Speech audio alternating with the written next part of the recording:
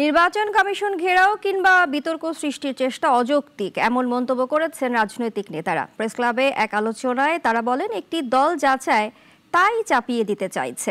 পাশাপাশি জাতীয় নিরাপত্তা ও করিডোর ইস্যুতে সরকারের স্বচ্ছতা নিয়েও প্রশ্ন তোলেন তারা। তাদের অভিযোগ, সরকার এখনো কোনো সংস্কার করতে পারেনি, আর দেশ চালাতেও তারা এ পর্যন্ত ব্যর্থ।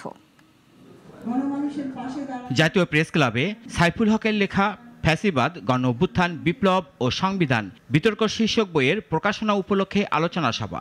এতে অংশ নেন বিভিন্ন রাজনৈতিক দলের নেতা, রাজনৈতিক বিশ্লেষক সহ নানা শ্রেণী পেশার মানুষ। অন্তর্বর্তী সরকার নিজেদের এজেন্ডার বাইরে গিয়ে অনেক কাজ করছেন উল্লেখ করে রাজনৈতিক দলের নেতারা প্রশ্ন তোলেন, কোনো বিশেষ কারণে নির্বাচন কমিশন নিয়ে বিতর্ক সৃষ্টি করা হচ্ছে। এখন নির্বাচন কমিশনকে ঘেরাও করতে হচ্ছে কেন? নির্বাচন কমিশন উচ্চ আদালতের রায়টাকে তারা সম্মান দিয়েছিলেন বলে এখন নির্বাচন কমিশনকে ইসরায়েল যেন শপথ গ্রহণ করতে না পারে সেটাকে পক্ষপাত দুষ্ট হিসেবে সেটাকে বিবেচনা করা হচ্ছে।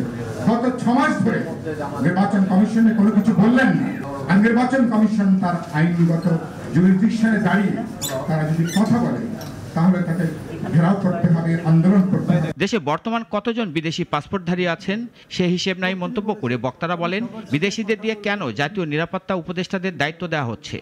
ন্যূনতম যতখানি ঐকমত্য পাবো তার ভিত্তিতে সংস্কার করে নির্বাচন দিয়ে দেবে। তো এই যে এতদিন ধরে কথাবার্তা বললেন, কি জানালো? ন্যূনতম পাওয়া গেছে 166টা প্রশ্ন করেছিলেন, 146টাতে সবগুলো দল একমত হয়েছে, পত্রিকায় লেখা হয়েছে না? তো আপনি যে বলতেন বেশিরভাগে ঐক্য হওয়া দরকার, তো বেশিরভাগই তো ঐক্য হয়ে গেছে, তারপরেও নির্বাচন নিয়ে কথা বলতে পারছে না কেন? আর আপনার পোষ্য পলিটিক্যাল পার্টি ওরা আজকে ইলেকশন কমিশন ঘেরাও করেছে কেন? রাজনৈতিক বিশ্লেষকরা বলেন, দেশের সার্বভৌমত্ব নষ্ট হয় এমন কিছু করা ঠিক হবে না। তো করিডোর নিয়ে আসলে কি হচ্ছে বা সরকার কি করছে সেটা কিন্তু সরকার আমাদের কাছে প্রকাশ করেনি।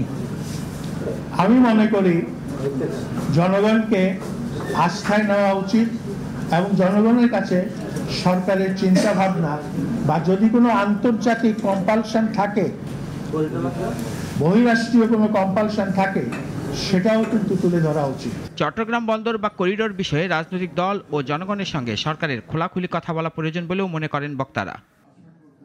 রাশেদুল কাদির, নাগরিক, ঢাকা। ওয়ালটন আবারও মিলিনিয়ার অফারে ওয়ালটন ফ্রিজ কিনে আপনিও হয়ে যেতে পারেন মিলিয়নিয়ার।